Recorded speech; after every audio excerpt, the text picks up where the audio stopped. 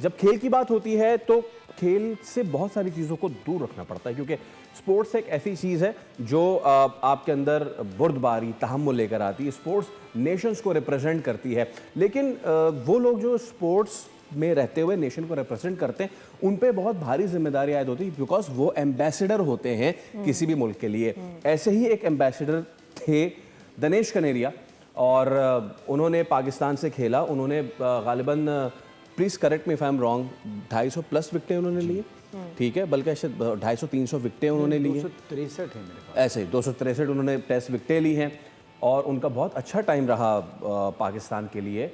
लेकिन जब उसके बाद अच्छा कर रहे थे, he got ample chances as well, Sadia 263 विकेटें आप ऐसे घर बैठे तो नहीं ले सकते। करेक्ट। और मतलब नहीं, जो उनके बाद के गिले हैं ना, उनके जो बाद के गिले शिकवे हैं वो यही है कि जी उनकी रिलीजन की बेस के ऊपर उनको डिफ्रेंशिएट किया गया और उनको मौके नहीं मिले और उनको फंसाया गया और उसके बाद उनको मौका नहीं दिया गया। बट ही गॉट उसकी जो एक्सक्लूसिविटी थी एज अ स्पिनर, उसको बहुत ज़्यादा यूटिलाइज किया गया और बार बार उसे मौके दिए गए। सो मेरे ख्याल में वो जो point he raised when he went to India और दुबई, वो डेड हो गया वहाँ पर। एब्सोल्युटली। अगर हम वो दिखा सकें कि दिनेश कनेरिया ने कोशिश की, और हुआ फिर ये कि दिनेश कनेरिया की जो इस वक्त तस्वीर है वो हटा दी गई जयपुर स्टेडियम से। तो खैर इंडिया तो ये काम कर ही रहा है, वो फिल्मों से पाकिस्तानी स्टार्स उनकी भी तस्वीरें हटा रहा है, और दिनेश कनेरिया की तस्वीर जो है वो भी हटा दी गई है।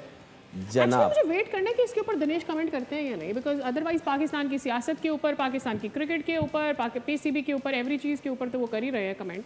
Is he going to comment on this? कौन इस पे पहल करना चाहेगा, कौन ओपन करेगा? तस्वीर हटा दी स्टेडियम से, मैंने तो इतनी तारीफें की थी। आप करो। 261 मैंने अभी देख लिया, 261 आउट हैं, 2 ज़्यादा विकेटें दे दी थी, 1000 से ऊपर फर्स्ट क्लास के इनके आउट हैं। देखिए बात सारी ये होती है कि एक तो आप जिस मुल्क से, जिस मिट्टी में आप रहे हैं, आपका किसी भी मज़हब से ताल्लुक़ हो, मिट्टी आपका मुल्क आपकी माँ होती है, उससे आप गद्दारी नहीं कर सकते, चाहे आपका किसी भी मज़हब से ताल्लुक़ है, ठीक है। साथ साथ ये है कि जो वो मज़हब कार्ड वहाँ खेल के अपने आप को चाह रहे हैं कि बहुत बड़े या मशहूर हो जाए। देखिए किसी भी मज़हब से ताल्लुक़ रखने वाला ये नहीं चाहेगा कि उसका बच्चा मैच फिक्सर बने, ठीक है। और किसी भी मज़हब में किसी बेईमान को अच्छा नहीं समझा चाहता।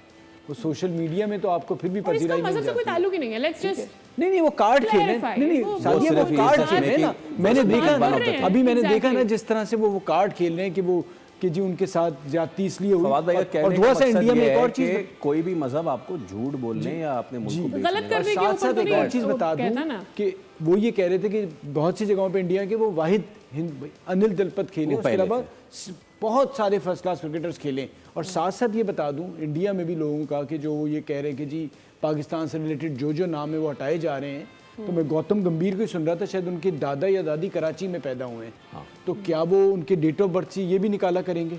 क्योंकि ज़्यादातर पार्टीशन से पहले लोग यहाँ या वहाँ से गए हैं। जी बिल्कुल। तो ये किस तरह तय होगा कि अगर किसी गवर्नमेंट की पार्टी के दादा दादी या वो खुद अडवाणी साहब जो हैं वो सिंपैट्स में पढ़ के गए, तो या ये भी तरीका बताया जाए कहीं से लोगों को कि जो यहाँ अगर उनका कोई दादा दादी नाना नानी पैदा हो गए तो वो उसके सर्टिफिकेट में से कैसे निकालेंगे? जितना ज्यादा कॉम्प्लिकेट करते जाएंगे ना इसको, उतना फंसते चले जाएंगे। इसको जितना सिंपल रखेंगे उतना मेरे ख्याल में